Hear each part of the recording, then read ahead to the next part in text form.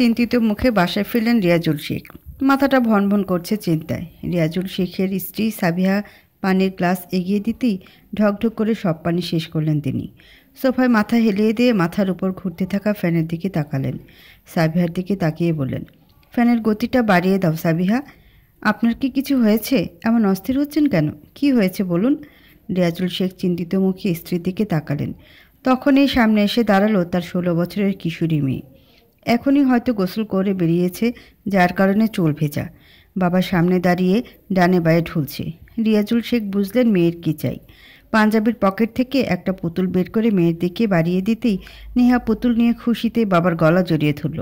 গালে চুমু দিয়ে দৌড়ে রুমে গেল। রিয়াজুল শেখ সেদিকে তাকিয়ে রইলেন।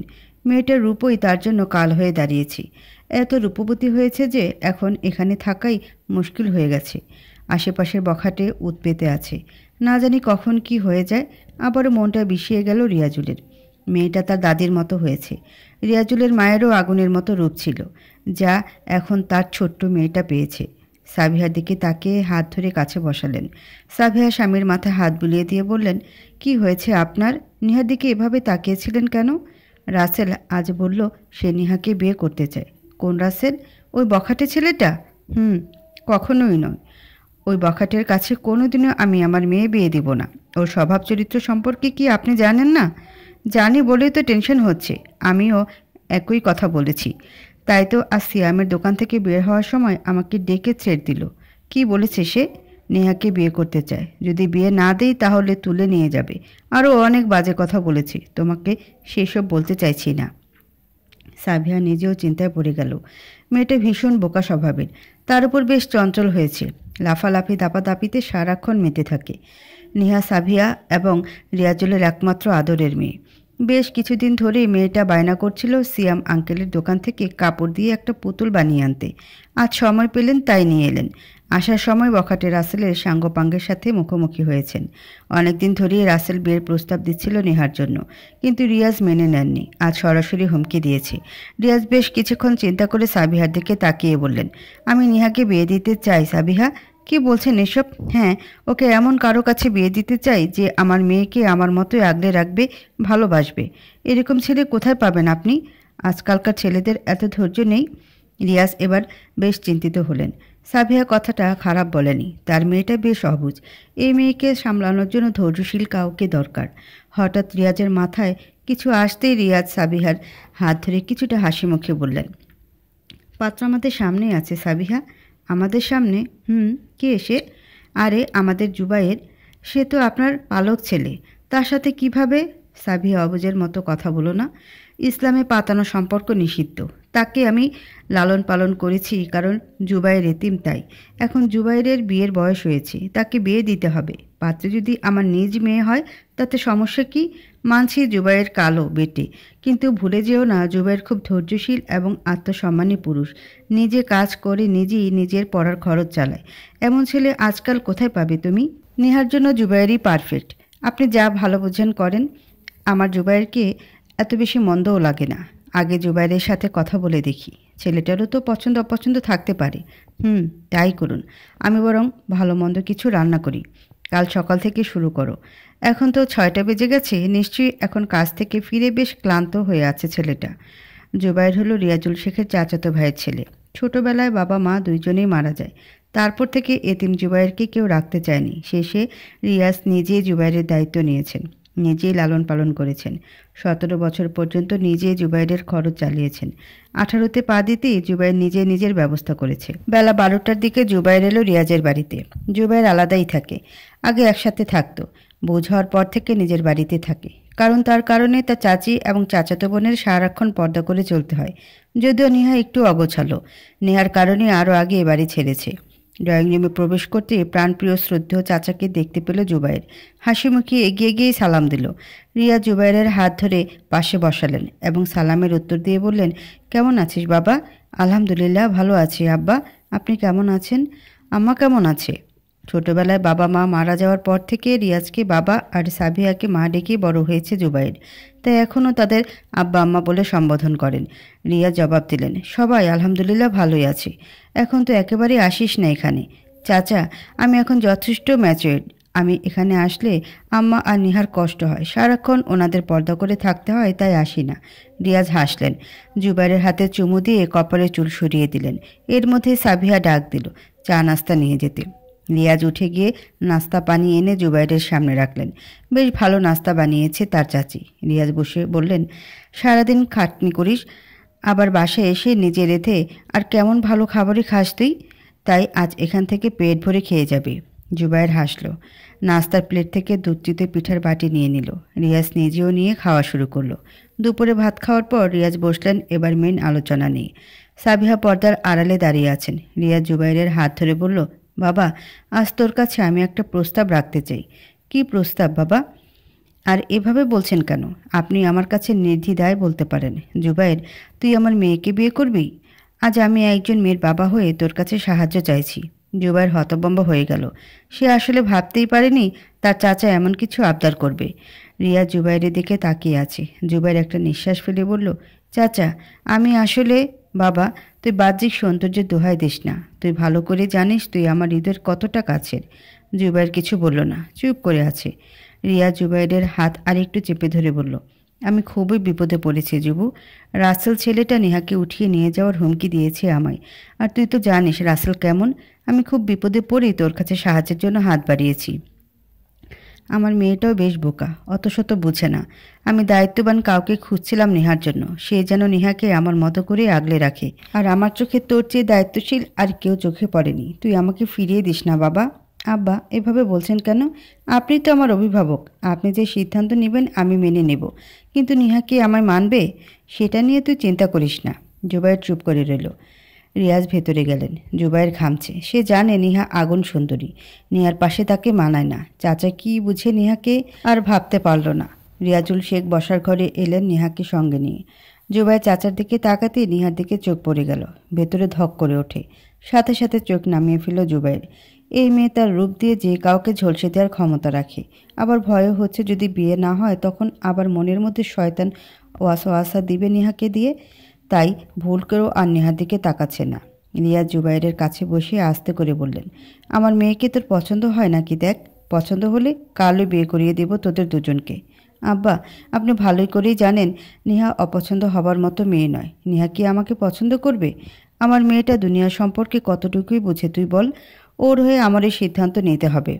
জুবাইরের সাথে কথাবার্তা বলে ঠিক হলো আগামীকাল সকাল 10টায় বিয়ে সম্পন্ন করা হবে। জুবাইর সব মেনে নিল। রিয়াজ সহ মিলে দুজন বেরিয়ে গেল বিয়ের বাজারের জন্য। পরের দিন সাবিয়া রান্নাবান্নার আয়োজনে ব্যস্ত হয়ে পড়ল। রিয়াজ এবং সিরাজ দুই ভাই মিলে বাইরে তদারকি করছে। জুবাইর নিজের ঘরটা সুন্দর মতো গুছিয়ে ফেলল।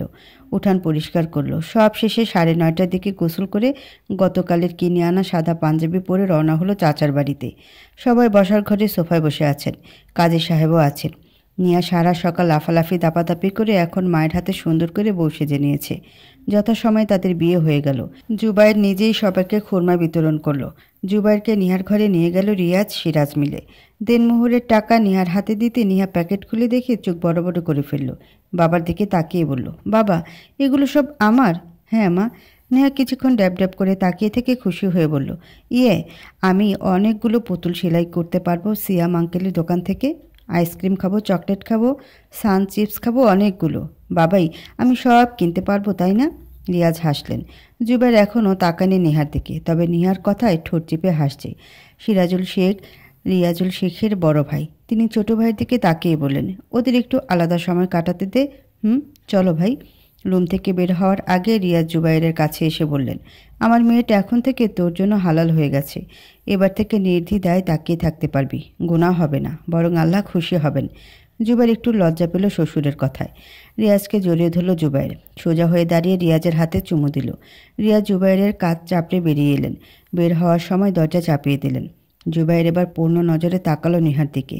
মেয়েটা ওর দিকে ড্যাব ড্যাব করে তাকিয়ে আছে। নেহাকে এখন ফুটন্ত তাজা গোলাপের মতো লাগছে। লাল শাড়িতে যেন সৌন্দর্য আরও দ্বিগুণ বেড়ে গেল। জুবাইর হার্টবিট মিস করল। নেহা ঘোমটা ফেলে দিয়ে খাট থেকে নেমে জানালার কাছে গিয়ে দাঁড়ালো। দুই হাতের ধাক্কায় কাঠের জানালা খুলে গেল। তীর তীর করে দক্ষিণা বাতাস এসে ঢুকলো রুমের ভেতরে। জুবাইর এখনও তাকিয়ে আছে নেহার দিকে। রোদের আলো নেহার চোখে পড়তে চোখ মুখ কুঁচকে ফেলেছে মেয়েটা। লম্বা দীঘল চুল ছেড়ে দিয়ে জানালার দিকে মুখ করে দাঁড়িয়ে আছে। রৌদ্রময়ী। নেহা পেছন ফিরে তাকালো। জুবাইর নিজেই অবাক হলো।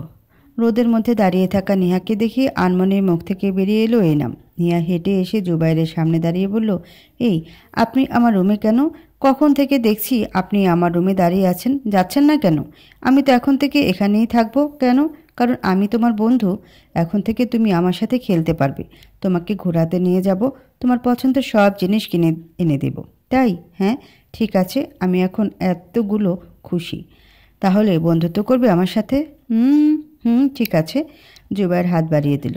নেহাও হেসে মোসাফা করলো। তারপর হাত ছাড়িয়ে নিয়ে আবার খাটে বসলো। জুবাইর নেহার সামনে দাঁড়িয়ে বলল, আমি কি তোমার পাশে বসতে পারি? হ্যাঁ বসুন। আচ্ছা আপনার নাম কি? জুবাইর নেহার পাশে বসে নেহার দিকে তাকিয়ে বলল, জুবাইর আহমেদ। তোমার পুরো নাম কি? সুলতানা শেখ নেহা। বাহ, বেশ সুন্দর নাম তো। তাহলে আমি তোমাকে এখন থেকে নেহু বলে ডাকবো। আচ্ছা, তখন কাকে রৌদ্রময়ী বলে ডেকেছেন? আমার ভালোবাসার রৌদ্রময়ী কন্যাকে। আচ্ছা, আমি তোমাকে জুবা বলে ডাকবো। জুবা। নেহা খিলখিল করে হেসে দেয়।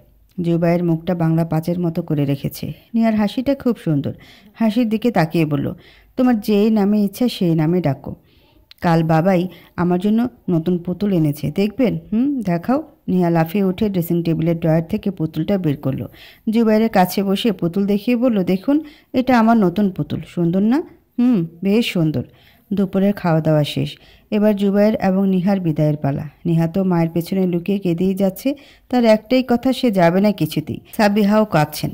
জুবাইরের হাত ধরে বারবার বলেছেন মেয়েটাকে যেন ধৈর্য ধরে আগলে রাখে। জুবাইর আশ্বস্ত করল নিহাকে আগলে রাখার সর্বাত্মক চেষ্টা করবে সে। বিকেল থেকে রুমের এক কোণে গাল ফুলিয়ে বসে আছে নেহা। জুবাইরের সাথে একটা কথাও বলছে না। জুবাইর কিছু বললে মুখ ঘুরিয়ে নিচ্ছে। ও বাড়ি থেকে আসার সময় সাবিয়া বড় টিফিন বক্সে ভরে খাবার পাঠিয়েছে।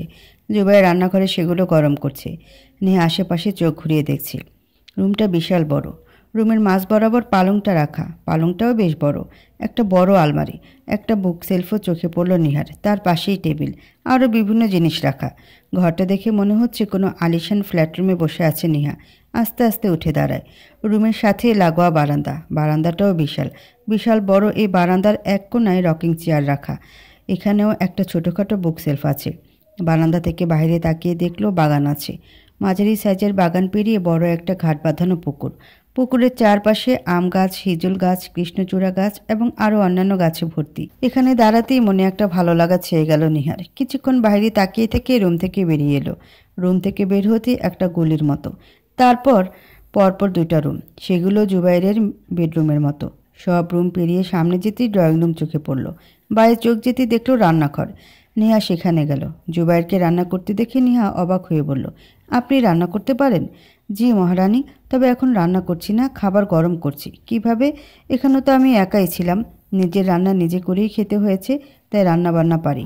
এত বড় বাড়িতে আপনি একা থাকেন? হ্যাঁ, একা থাকলে এত বড় বাড়ি করার কি দরকার ছিল? নিহার বলার ভঙ্গি দেখে জুবাইর হেসে ফেলল। হেসে বলল, এই বাড়ি তো আমি বানাইনি, আমার আব্বা আম্মা বানিয়েছেন। বাবাই? হুম। ছোটবেলায় আমি যাদের কাছে ছিলাম তারা। ছোটবেলায় আপনি কোথায় ছিলেন? বাবাইয়ের কাছে ছিলেন না? না, তখন আমি আমার বাবাইয়ের কাছে ছিলাম। তাহলে আমি দেখিনি কেন তখন আপনাকে? গাল ফুলিয়ে বলল। জুবাইর হাসলো। খাবারগুলো বক্সে নিয়ে ফ্রিজে রেখে হাত ধুয়ে নেহার সামনে দাঁড়িয়ে বলল, তুমি তখন ছিলে তো? কোথায়? আল্লাহর কাছে। যখন আমার বাবাই আল্লাহর কাছে চলে গেলেন তারপর তুমি এলে। নেহা চোখ বড় বড় করে বলল, সত্যি? জুবাইর নেহাকে রান্নাঘর থেকে নিয়ে রুমে এনে বসালো। ঘড়ি দেখে তাকিয়ে দেখলো একটু পরে মাগরিবের আজান পড়বে। জুবাইর আলমারি থেকে কাপড় নিয়ে রুমের সাথে অ্যাটাচড ওয়াশরুমে চলে গেল। গোসল সেরে অজু করে বের হয়ে এলো। কালো প্যান্ট আর সাদা শার্ট পরেছে। নেহার দিকে তাকিয়ে বলল, তুমি এভাবে বসে থাকবে বুঝি? কাপড় পাল্টাবে না? আমি তো কাপড় আনিনি। এনেছি তো। পালঙ্কের তলা থেকে ব্যাগ বের করে এগিয়ে দিল নিহার দিকে। আলমারি থেকে একটা জলপাই রঙের সুতির শাড়ি বের করে দিয়ে বলল, ব্যাগের কাপড় আলমারিতে রেখে দাও, এখন এটা পরে নাও। আমি শাড়ি পরতে পারি না। এই শাড়ি কিভাবে পরলে? আম্মা পরিয়ে দিয়েছে। আচ্ছা, তুমি বাকি সব পরে আসো, আমি তোমাকে শাড়ি পরিয়ে দেব। না না, আমি আপনার কাছ থেকে শাড়ি পরবো না। কেন? আপনি আমাকে বাবাইয়ের কাছ থেকে নিয়ে এসেছেন, তাই আমি এখন থ্রি পিসই পরবো। জুবাইরকে ভেঙিয়ে ব্যাগ থেকে জলপাই রঙের থ্রি পিস নিয়ে ওয়াশরুমে চলে গেল। কিছুক্ষণ পর বেরিয়ে এলো। ভেজা চুল পিঠে লেপটে পিঠ ভিজে গেছে। জুবাইর নেশামার চোখে তাকিয়ে আছে তার রৌদ্রময়ীর দিকে। নেহা ভাবলেশীনভাবে ভেজা চুল ছেড়ে দাঁড়িয়ে আছে। ব্যাগ থেকে ওড়না খুঁজছে। জুবায়ের উঠে এসে নেহার পেছনে দাঁড়ায়। নেহা পেছন ফিরে জুবায়েরকে দেখে ভেঙে আবার নিজের কাজে মন দেয়। জুবায়ের দীর্ঘশ্বাস ফেলে টাওয়াল নিয়ে নেহার চুল মুছে দিতে দিতে বলে, আসার আগে আম্মা কয়েকবার বলেছে তোমারই ইরেসপন্সিবল চলাফেরার কথা। ভালো হয়েছে। তা আমি কি করব? হ্যাঁ, কিছু করার দরকার নেই, আমিই করে দিচ্ছি। একটু পর আমি মসজিদে যাব, তুমি নিজেও নামাজ পড়ে নিবে, মনে থাকবে? আমি একা বাড়িতে থাকবো? মসজিদ এখান থেকে 2 কদমের রাস্তা। আসার সময় দেখোনি মসজিদ? তাও আমার ভয় লাগে। কিছু হবে না, আল্লাহর ওপর বিশ্বাস রাখো। বেশি ভয় লাগলে দোয়া ইউনুস পড়ো। নেহা কিছুক্ষণ চুপ থেকে জুবাইরের দিকে ফিরে আঙুল তুলে শাসিয়ে বলল, আপনি কিন্তু তাড়াতাড়ি ফিরবেন। দেরি করলে আমি আপনার কাছে একটুও থাকবো না বলে দিলাম। আচ্ছা ঠিক আছে। রাত 9টা। নেহা এক দফা জুবাইরের বুক সেলফ ঘেঁটে ফেলেছে। একবার এই বই নিচ্ছে, আবার ওই বই নিচ্ছে, সব এলোমেলো করে ফেলেছে। জুবাইর তার একাডেমি পড়া নিয়ে ব্যস্ত। নেহা যে তার কাজ বাড়িয়েছে সেই দিকে খেয়াল নেই। পড়া শেষে সব গুছিয়ে উঠে দাঁড়াতেই নজর গেল বুক সেলফ এবং নেহার দিকে। জুবাইরের চোখ কোটর থেকে বেরিয়ে আসার উপক্রম। দৌড়ে গিয়ে নেহাকে টেনে সরিয়ে আনতেই উপরে তাকের বইগুলো থপাস করে নিচে পড়ে গেল। জুবাইর কিছুটা রেগে তাকালো নেহার দিকে। নেহা হাতের বইটা শক্ত করে ধরে কাচুমাচু করে নিচের দিকে তাকিয়ে আছে। ফোঁস করে একটা দীর্ঘশ্বাস ফেলল জুবাইর। নেহার দিকে তাকিয়ে বলল, তুমি না এবার কলেজে ভর্তি হবে? তাহলে এমন বাচ্চাদের মতো করছো কেন নেহু? আমি তো বই দেখছিলাম। কি কি বই আছে সেটাই ঘেটে দেখছিলাম। ঠোঁট উল্টে বলল নেহা। জুবাইর কিছু না বলে সব বই গুছিয়ে রাখছে। নেহা জুবাইরের পেছনে দাঁড়িয়ে শার্টের কোণ টেনে ধরে বলল, আমিও আপনাকে সাহায্য করি। ইনোসেন্ট ফেস বানিয়ে বলল। জুবাইর নেহার দিকে ফিরে বলল, সত্যি সাহায্য করতে চাও? তাহলে চুপচাপ খাটের ওপর গিয়ে বসে থাকো। তুমি বসে থাকলে আমার অর্ধেক হেল্প হয়ে যাবে। নেহা কিছুটা রেগে গেল। হাতের বইটা নিচে ফেলে দিয়ে বলল, আমি কোনো সাহায্যই করব না। আমি তো কেউ না, থাক তুই। হনহন করে হেঁটে রুমের বাইরে চলে গেল। জুবাইর নিহার যাওয়ার দিকে তাকিয়ে দেখলো পাশের রুমে গেছে। জুবাইর সব বই সেলফে গুছিয়ে রেখেছে। সাবি আগে বলে দিয়েছিল নিহা খুব বেশি জ্বালাতন করবে, কষ্ট করে যেন মানিয়ে নেয়। আর তাছাড়া জুবাইর যথেষ্ট ধৈর্যশীল, তেমন রাগে না, ঠান্ডা মেজাজের মানুষ এবং খুব গোছালো। নেহা এবার এসএসসি দিয়েছে, রেজাল্টের পর কলেজে ভর্তি হবে। কিন্তু ওর আচরণ সব বাচ্চাদের মতো। নেহা যখন গর্ভে তখন একবার সাবিহা পড়ে গেছিল, তখন সমস্যা না হলেও এখন বুঝতে পারছে সমস্যা নেহার মাঝে। ওর চিন্তাভাবনা এত প্রখর নয়, বাচ্চাদের মতো আচরণ। জুবাইর এবার অনার্স 2য় বর্ষের ছাত্র। ওদের গ্রামের সবচেয়ে ভালো ভার্সিটির EEE ডিপার্টমেন্টের টপ স্টুডেন্ট জুবাইর। পাশাপাশি ছোটোখাটো একটা কোচিং সেন্টারে পড়ায় এবং 2টা টিউশন করায়। মাস শেষে যা আয় হয় তাতে জুবাইর হয়ে যায় এবং অনেক টাকা সেভ হয়ে যায়। ভাত নিয়ে নিহার কাছে গেল জুবাইর। নিহার এখন রাগ কমেনি। জুবাইর ভাত মাখিয়ে মুখের সামনে ধরে বলল, খাও না পাখিটা, আর রেগে থেকো না প্লিজ। খাবো না আমি, তুই খা। আমি বাবাইয়ের কাছে চলে যাব, আমাকে বাসায় দিয়ে আয়। কেন এনেছিস আমাকে এখানে?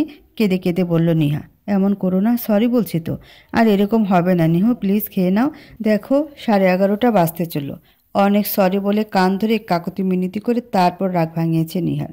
জুবাইরের ঘাম ছুটে গেছে। নিজের হাতে খাইয়ে দিয়ে নিজেও খেয়ে নিল। বিছানা পরিষ্কার করে শোবার প্রস্তুতি নিচ্ছিল জুবাইর। নেহা আগে থেকে শুয়ে পড়েছে। লাইট অফ করার আগেই কারেন্ট চলে গেছে ফট করে।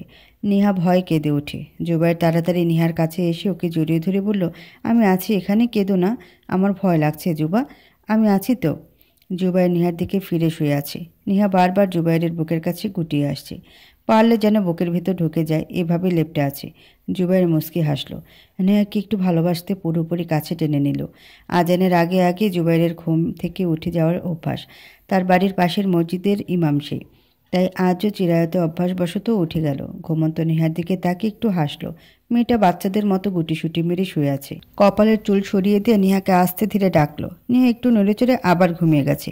বেশ কয়েকবার ডাকার পর নেহা উঠে বসে। জুবাইরের বাহুতে হেলান দিয়ে ঘুম ঘুম কণ্ঠে বলল, কি হয়েছে জুবা? কথাটা বলে আবার চোখ বন্ধ করে নিল। জুবাইর হাসলো।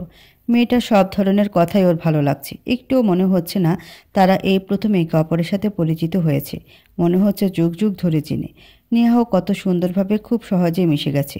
জুবাইর মোলায়েম কণ্ঠে বলল, উঠো, সালাতের সময় হয়ে গেছে। আর একটু ঘুমাই। উঠো, আমার মসজিদে যেতে হবে তো, মুসল্লিরা চলে আসবে। তো আসুক, আপনি একটু দেরিতে গেলে কি হবে? নেহার গালে হালকা চাপড় মেরে বলল, মসজিদের ইমাম যদি দেরি করে তাহলে কিভাবে হবে বলো? ইমামকে তো একটু তাড়াতাড়ি যেতেই হবে নেহু পাখি। নেহা চোখ কষলে জুবাইরের দিকে ড্যাব ড্যাব করে তাকালো। জুবাইর ইশারায় কি বোঝাতেই নেহা অবাক কণ্ঠে বলল, জুবা, তুমি এই মসজিদের ইমাম? সত্যি? হ্যাঁ, ইনশাআল্লাহ। নেহা হঠাৎই জড়িয়ে ধরে। জুবাইর অবাক হয়। নেহা মাথা তুলে জুবাইরের দাড়িতে হাত বুলিয়ে বলল, এই জুবা, তুমি তো বুড়ো হয়ে গেছো। বাবাই আমাকে তোমার মতো বুড়োর কাছে কেন পাঠালো? কি? জুবাইর চমকালো। নেহা খিলখিলিয়ে হেসে ওঠে। জুবাইর থেকে সরে এসে বসে। জুবাইর কিছু বলল না, শুধু গাল ফুলিয়ে রেখেছে। ঘড়ির দিকে তাকে পালং থেকে নেমে যায়। ওয়াশরুম থেকে একেবারে গোসল সেরে বেরিয়ে আসে। নেহাকে পালং থেকে নামিয়ে বলল, যাও গোসল করে আসো, তারপর অজু করে সালাত আদায় করে নিও। আমি গোসল করব না। নেহ, প্লিজ না করো না, যাও গোসল করে নাও। গোসল করতে হবে কেন? অজু করে সালাত পড়লেই তো হয়। গোসল করতে হবে, কারণ তোমার উপর গোসল ফরজ হয়েছে। যাও। নেহা কিছুক্ষণ তাকিয়ে থেকে হিসিয়ে বলল, সব তোর জন্য হয়েছে, তুই আমার সাথে আর কথা বলবি না, তুই খুব খারাপ।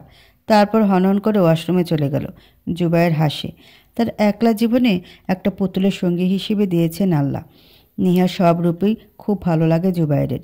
এই রাগ তো একটু পর আবার ভালো। জুবাইর মসজিদে যাওয়ার জন্য রেডি হয়ে নিল। এর মধ্যে নেহা বের হলো। নেহার চুল মুছে দিয়ে কপালে একটা উষ্ণ স্পর্শ দিয়ে মসজিদের দিকে রওনা দেয় জুবাইর। মসজিদ থেকে ফিরে এসে দেখলো নেহা আবার শোবার জন্য প্রস্তুত হচ্ছে। জুবাইর নেহার হাত ধরে বলল, কোরআন না পড়েই ঘুমিয়ে যাবে? কালকে থেকে পড়বো এমন কোনো কথা নেই, এখনই পড়বে, চলো। না, আমি ঘুমাবো এখন। নেহু, অন্তত এক পাতা হলেও পড়ে নাও, কালকে থেকে সত্যি পড়ব। যদি কাল পর্যন্ত বেঁচে থাকতে না পারো? আচ্ছা, এক লাইন হলেও পড়ো। যে আমল প্রতিদিন করা হয় সেগুলো অল্প হলেও আল্লাহ খুশি হন। প্লিজ, পাখিটা আসো। নেহাকে চুপ করে বসে থাকতে দেখে জুবাইর হতাশার নিঃশ্বাস ফেলে নিজে কোরআন নিয়ে বসে পড়া শুরু করলো। কিছুক্ষণ পর নেহাও এসে পাশে বসলো। জুবাইর মুচকি হাসে। কোরআন পড়া শেষ হতে নেহা উঠে ধপ করে বিছানায় গড়িয়ে পড়ল। জুবাইর আর কিছু বলল না, নিজেও বিছানায় শুয়ে পড়ল। ঘুম ভেঙে উঠে বসলো জুবাইর। ঘড়ির দিকে তাকিয়ে দেখলো 9:30 বাজে। আশেপাশে তাকিয়ে নেহাকে পেল না। উঠে বারান্দা গিয়ে দেখলো সেখানেও নেই। বারান্দা থেকে রুমের ভেতরে আসতেই ড্রেসিং টেবিলের আয়নায় চোখ পড়ে জুবাইরের। তৎক্ষণাৎ ভয় পেয়ে যায়। তাড়াতাড়ি আয়নার সামনে এসে নিজের মুখটা দেখল। কিছুক্ষণ তাকিয়ে থেকে মুচকি হাসে। রুম থেকে বেরিয়ে উঠানে গেল। নেহাকে উঠানেও পেল না। পুকুর পাড়ে যেতেই দেখলো নেহা পানিতে পা ডুবিয়ে বসে আছে।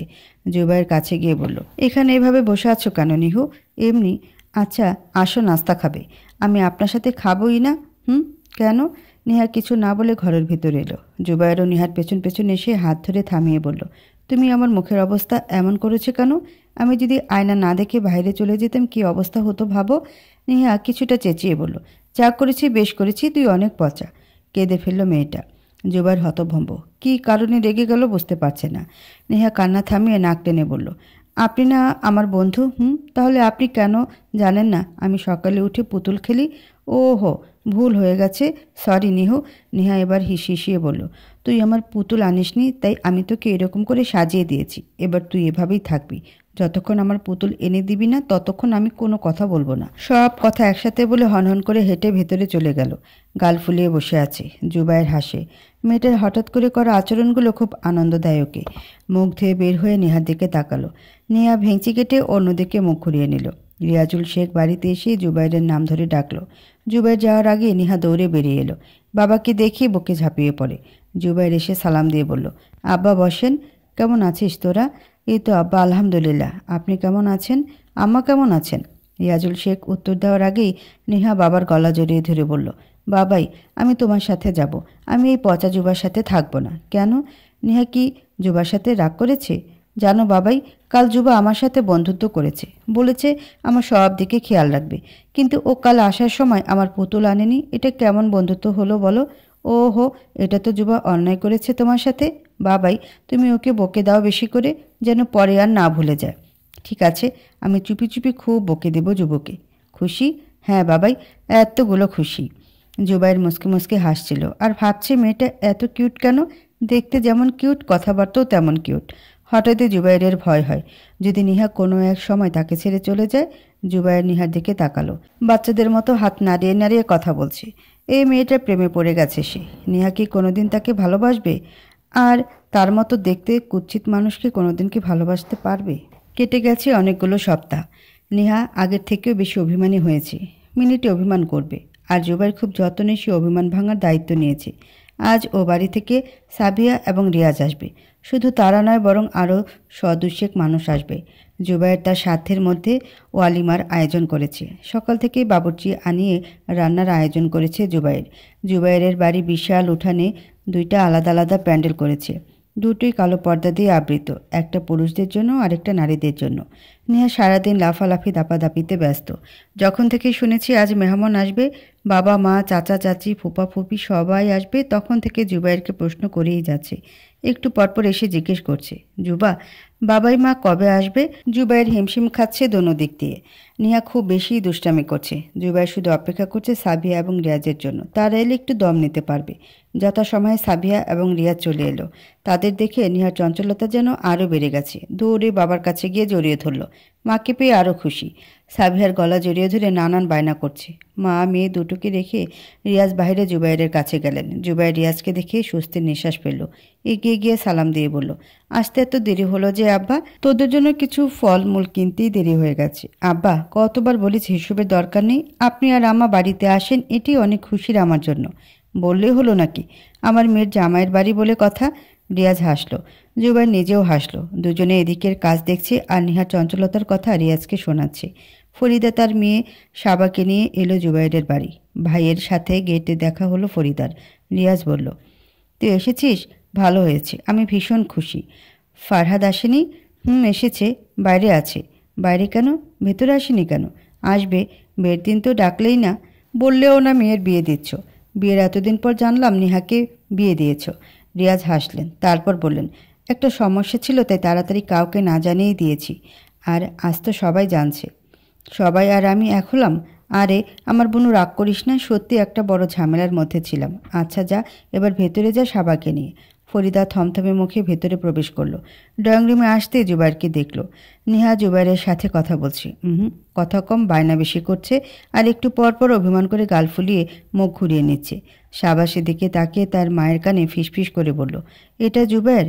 হ্যাঁ এটাই, শক্ত কণ্ঠে জবাব দিল ফরিদা।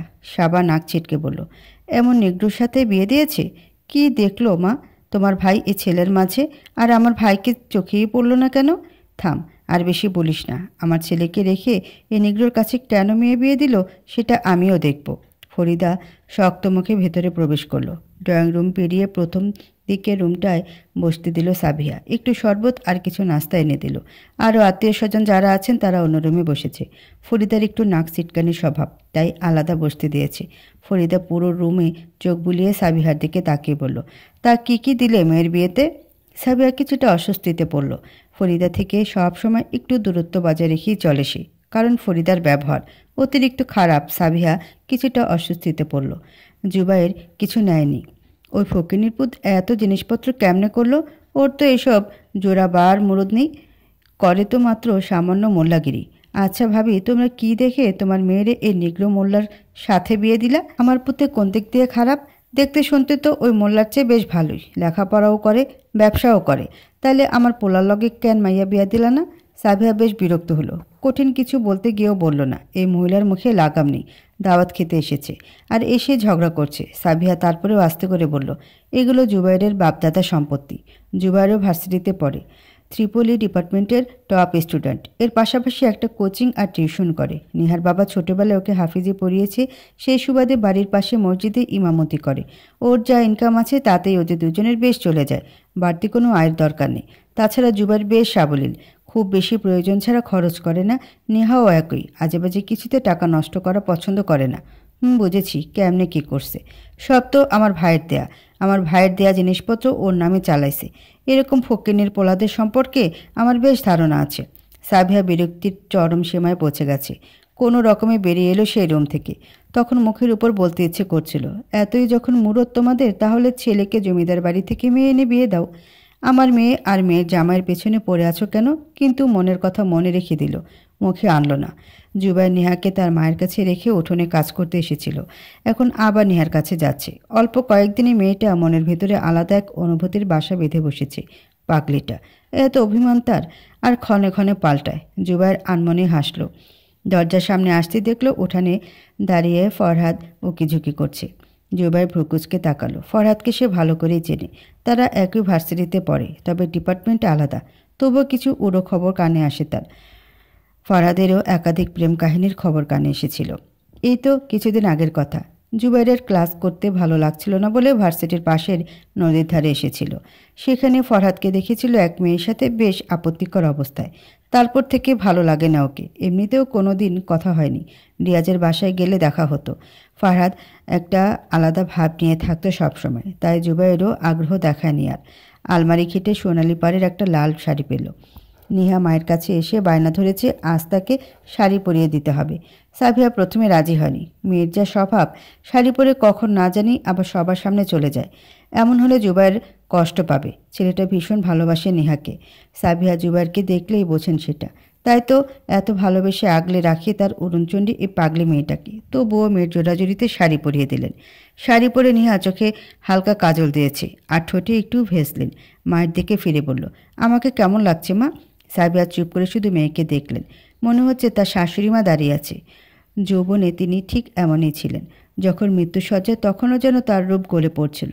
এত রূপবতী ছিলেন। মেয়েটাও এমন হয়েছে। সাবিহাকে চুপ দেখে নিহা অভিমান করে রুম থেকে বেরিয়ে গেল। উদ্দেশ্য তাদের নিজেদের রুম। জুবাইরকেই জিজ্ঞেস করবে তাকে কেমন লাগছে, এসব ভেবে হাঁটছিল আর গাল ফুলিয়ে রেখেছে। নেহাকে লাল শাড়িতে বেশ আবেদনময়ী লাগছিল। সেই সাথে কোমরের বেশ খানিকটা জায়গা উন্মুক্ত হয়ে গেছে। ফারহাদ লোলুপ দৃষ্টিতে তাকিয়ে আছে। মেয়েটা এতই রূপবতী যে যদি সারা জীবনের জন্য পেত তাহলে একটু বিরক্তি আসতো না। প্রতিদিনই নতুন মনে করে। তাই তো বেশ কয়েকবার বিয়ের প্রস্তাব দিয়েছে, কিন্তু তার হারামি মামা কিনা শেষ পর্যন্ত একটা নিগ্রোর কাছে তুলে দিয়েছে। শেষমেশ এই রূপবতী ওই নিগ্রোর হলো। আশেপাশে তাকিয়ে কাউকে না দেখে ফারহাদ এগিয়ে যাচ্ছে নেহার দিকে। বারবার এদিক সেদিক তাকাচ্ছে। যে নেহার সামনে দাঁড়াবে অমনি জুবাইর এসে হাত ধরে টেনে রুমে নিয়ে এলো।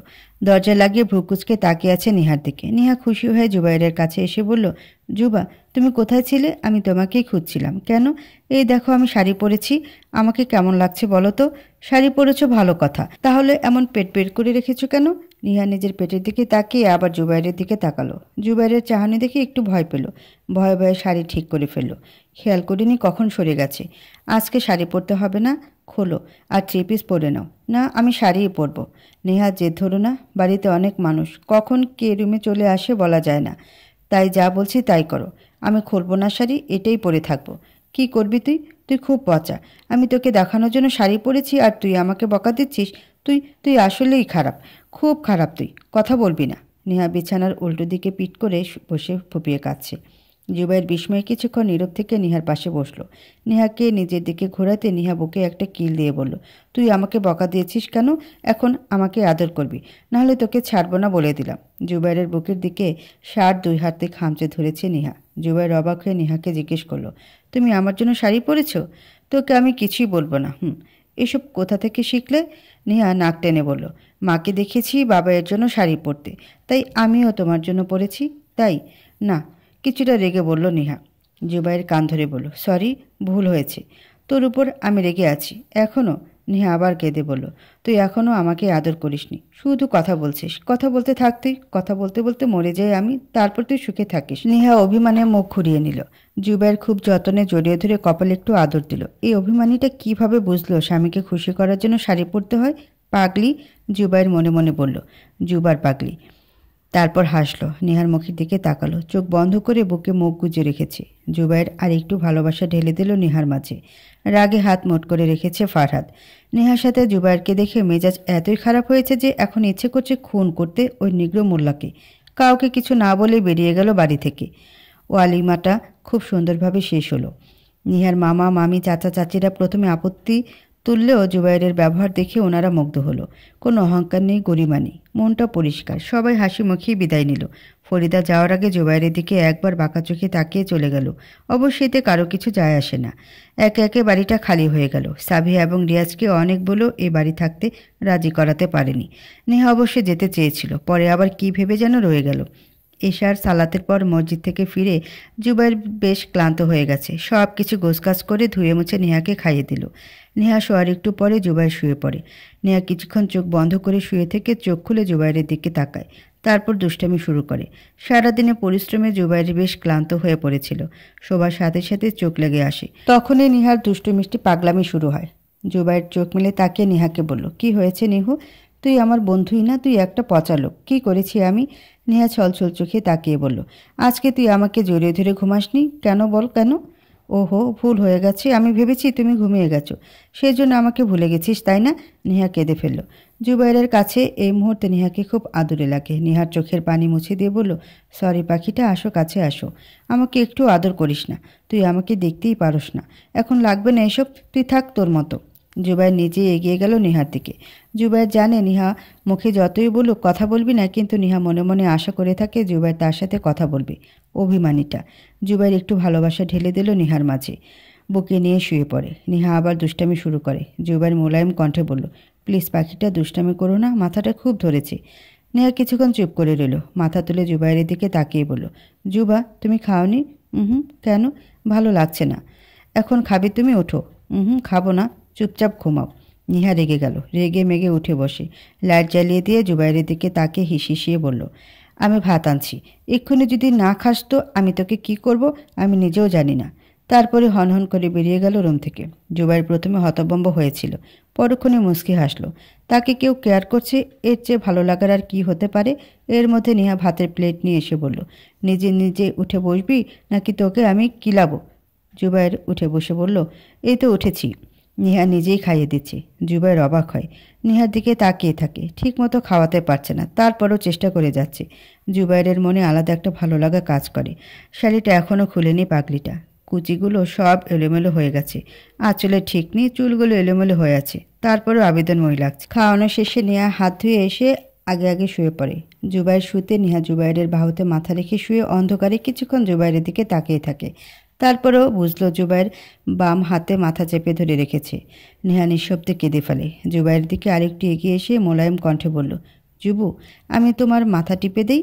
না লাগবে না, তুমি ঘুমাও, একটু পর এমনিতেই ঠিক হয়ে যাবে। নেহা বিরক্ত হয়। এই লোকটা ওকে সব কিছুতে শুধু না বলে। নেহা বিরক্তি নিয়ে একটু রাগী সুরে বলল, তুই এত কথা বলিস কেন? সব সময় শুধু না না করিস। সরি। নেহা আবার মোলায়েম কণ্ঠে বলল, মাথা টিপে দেই? দাও। নেহা উঠে বসে জুবাইরের কপাল নরম হাত দিয়ে ছোঁয়াতেই একটা শান্তি অনুভব হয় জুবাইরের। আবেশে চোখ বুজে নেয়। নেহা যত্ন করে মাথা টিপে দেয়। আরাম পেয়ে ঘুমিয়ে যায় জুবাইর।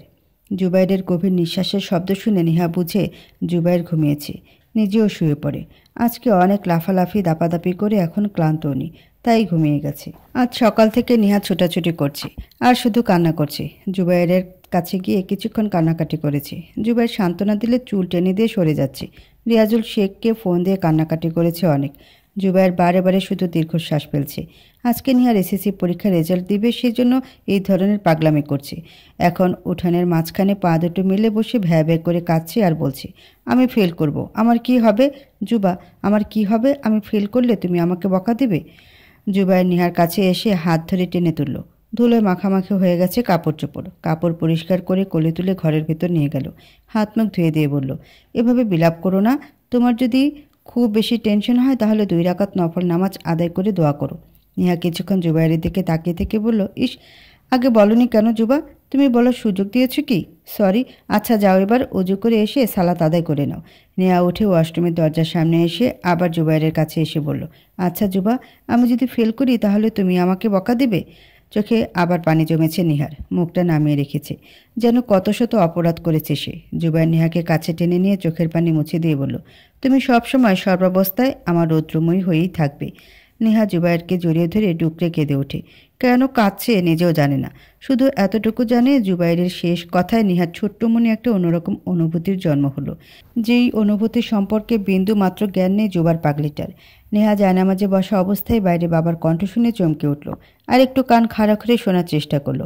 বাবা রেগে আছে নাকি খুশি সেটাই বোঝার চেষ্টায় আছে। একটু পর মায়ের কণ্ঠ শুনে আর বসে থাকতে পারল না। জায়নামাজ রেখে রুম থেকে দৌড়ে বেরিয়ে এলো।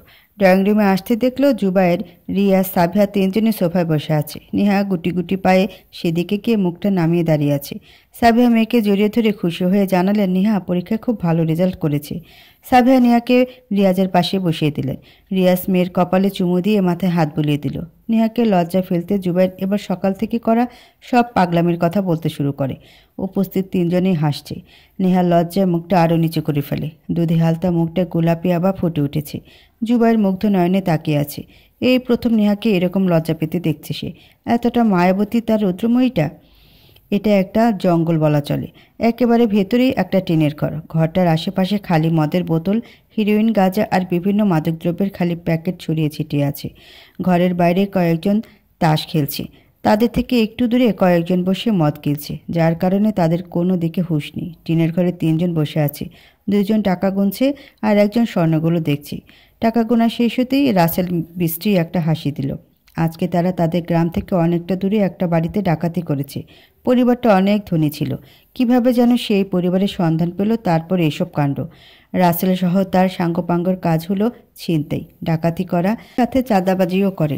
কিছুদিন আগের ঘটনা, একটা দোকানে চাঁদা চাইতে গেছিল। দোকানদার চাঁদা না দেয়ায় দোকানদারের সব কিছু ভাঙচুর করেছে।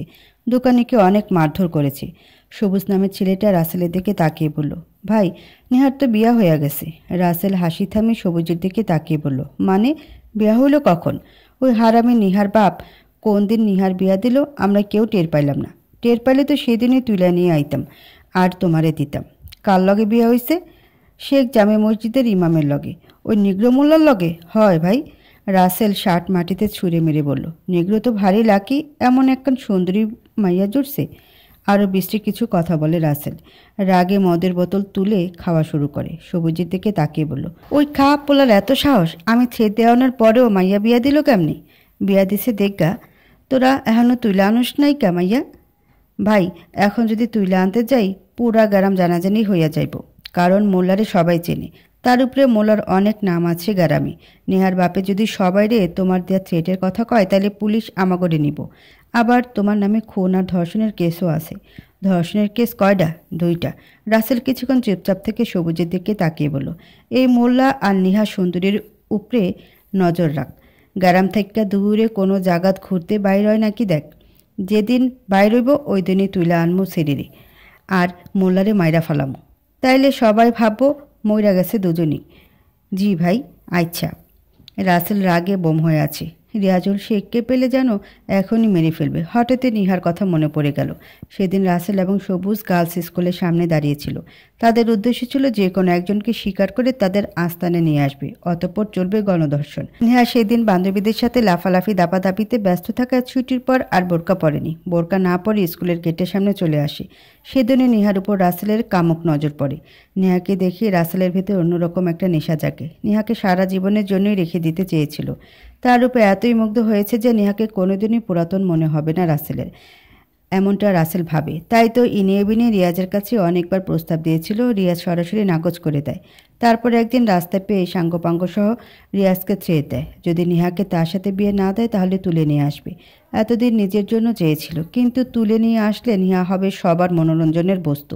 তাই তো রিয়াজুল শেখ সেদিন বেশ চিন্তিত মুখে বাসায় ফেরেন আর সব দিক বিবেচনা করে নেহাকে জুবাইরের সাথে বিয়ে দিয়ে দেন। নেহাকে জুবাইরের ভার্সিটির পাশের একটা মহিলা কলেজে ভর্তি করে দিয়েছে জুবাইর। প্রতিদিন নিজেই নিয়ে যাবে, আবার আসার সময় নিয়ে আসবে। আজকেও সেই একই রুটিন। জুবাইর 20 মিনিট যাবৎ দাঁড়িয়ে আছে নেহার জন্য, কিন্তু নেহার কোনো হদিস নেই। জুবাইর ভয় পাচ্ছে ভীষণ। কোনো বিপদ হলো নাকি কে জানে। মেয়েটা খুব বেশিই দুষ্টু। নেহাকে কলেজে রেখে যাওয়ার পর যখন ভার্সিটি যায় তখন মনে হয় কলিজাটা এই কলেজে রেখে গেছে। সারাক্ষণ চিন্তা হয় বউটার জন্য। বউটা এতই ছোট যে ভালো মন্দ ঠিকমতো বুঝেই না। আরেকবার ঘড়ি দেখলো জুবাইর। আধা ঘন্টা হতে চলেছে, মেয়েটা আসছে না। মাথা তুলে সামনে তাকাতে দেখলো তার রৌদ্রময়ী হেলে দুলে আসছে, নিকাব খোলা। নেহা জুবাইরের সামনে দাঁড়িয়ে বলল, জুবা, আমি খুবই ক্লান্ত, পানি খাবো, তারপর ফুচকা। তুমি বলেছিলে তুমি আজকে আমাকে ফুচকা নিয়ে দিবে। নিকাব খোলা কেন তোমার? শক্ত কণ্ঠে বলল জুবাইর। নেহা এতক্ষণ জুবাইরের দিকে তাকায়নি। জুবাইরের শক্ত কণ্ঠ শুনে জুবাইরের দিকে তাকিয়ে ভয় পেল। খুব রাগীভাবে তাকিয়ে আছে। নেহা আস্তে করে নিকাব লাগিয়ে দিল। জুবাইর কিছু না বলে হাত ধরে রাস্তা পার করলো। রাস্তার পাশ থেকে ফুচকার প্যাকেট করে নিয়ে রিকশা নিল বাড়ির উদ্দেশ্যে। বাড়ি এসেই ফুচকার প্যাকেট ধপ করে টেবিলের উপর রেখে রুমে চলে গেল জুবাইর। নেহা ভীতু চোখে জুবাইরে যাওয়ার দিকে তাকিয়ে আছে। এতগুলো দিনে কোনোদিন জুবাইরকে রাখতে দেখেনি নেহা। আস্তে করে ব্যাগটা রেখে রুমে গেল। বোরকা খুলে একপাশে রেখে জুবাইরের দিকে তাকালো। মনে হচ্ছে এখনও রেগে আছে। নেহা জুবাইরের কাছে গিয়ে জুবাইরকে পাশ কাটিয়ে বারান্দায় চলে যায়। নেহার এবার খুব কান্না পাচ্ছে। সেও জুবাইরের কাছে গিয়ে হাত চেপে ধরে বলল, জুবা প্লিজ কথা বলো। আচ্ছা চলো আমরা ফুচকা খাই, তোমার জন্য এনেছি, তুমি খেয়ে নাও। কথাটা বলেই জুবাইর বেরিয়ে গেল। নেহা ছলছল চোখে তাকিয়ে রইল জুবাইরের যাওয়ার দিকে। এরকমের আগে কখনোই হয়নি। নেহা সেখানে বসে পড়ে। কেমন যেন একটা যন্ত্রণা হচ্ছে। এর আগে কখনোই এমন অনুভূতি হয়নি। নেহা হিসকি তুলে কাঁদছে। সন্ধ্যার পরপরই জুবায়ের ফিরে আসে। তখন রাগ করে বেরিয়ে গেছিল, কিন্তু এখন মনটা ছটফট করছে। জুবায়ের নিজেই নিজেকে শাসায়, এরকম না করলেই পারত। মেয়েটা খুবই চঞ্চল স্বভাবের। যদি একটু ধৈর্য ধরে বুঝিয়ে বলতো তাহলেই বুঝতো। এখন কি করছে কে জানে। নিজেকে খুব বকে রুমে এলো। নেহা শুয়েছিল। জুবাইরকে দেখে উঠে বসে। জুবাইর তাড়াতাড়ি করে নেহার পাশে এসে বসে। খুব কান্নার কারণে তার রৌদ্রমেয়ের চোখ মুখ লাল হয়ে আছে। জুবাইর নেহাকে ধরতে গেলে নেহা সরে গিয়ে রেগে বলল, ধরবি না আমাকে? সরি নেহা, লাগবে না তোর সরি। যেখানে গেছিলি সেখানে যা। আমার কাছে কেন এসেছিস? আমাকে তো খালি বকতে ইচ্ছে করে তোর। একটু ভালোবাসিস না তুই আমাকে? নেহা শব্দ করে কেঁদে দিল। জুবাইয়ের কাছে এলে ধাক্কা দিয়ে সরিয়ে দিল। একটু পর আবার নিজে জুবাইরের বুকে মুখ গুজে শক্ত করে জড়িয়ে ধরে হাউমাউ করে কেঁদে ওঠে। জুবাইর বলল, সরি পাখিটা, মাফ করে দাও। আর কখনো এমন করব না তোমার সাথে। এবারই শেষবার, প্লিজ আর কেঁদো না। তুমি কাঁদলে আমার একটুও ভালো লাগে না। নেহা জুবাইরের শার্ট খামচে ধরে অভিমানী কণ্ঠ বলল, তুমি আমাকে কেন ফেলে গেছিলে জুবা? জানো আমি কত কষ্ট পেয়েছি? আমাকে তুমি একটুও ভালোবাসো না। এরকম কিছুই না নিহু, আমি তোমাকে অনেক ভালোবাসি। নেহা এবার রেগে হিসিয়ে বলল, তাহলে আমাকে কেন ফেলে চলে গেছিলি? জানিস আমি কত কেঁদেছি? তুই তুই খুব পচা, খুব খুব। আবারও কেঁদে ওঠে। জুবাইর এবার কান ধরে বলল, এই যে কান ধরেছি, আর কখনো এমন করব না, প্রমিস। তাহলে আমাকে এখন আদর করে দে, তাহলে বুঝবো তুই সত্যিই বলছিস। ওরে অভিমানীটা, খুব পেকে গেছো তাই না? বেশ কিছুক্ষণ তাদের মায়াবী মুহূর্ত কাটার পর নেহা জুবাইরের দিকে তাকিয়ে বলল, জুবা তুমি সত্যিই আমাকে ভালোবাসো? আর তুমি? বলবো না। তোর জন্য আমি ফুচকা খাইনি। আচ্ছা আসো এখন খেয়ে নাও।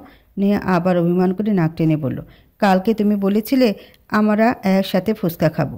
তুমি আমাকে খাইয়ে দিবে। যদি খুব বেশি ঝাল লাগে তাহলে তুমি আমাকে আদর করে ঝাল কমিয়ে দিবে। কিন্তু তুমি কিছুই মনে রাখোনি। তুমি শুধু মুখেই বলো ভালোবাসো, কিন্তু আমাকে একটুও ভালোবাসো না। জুবাইর হাসে। নেহার বলার ভঙ্গি এত মায়াবী ছিল যে এই পাগলিটার সাথে একেবারেই রেগে থাকা যায় না।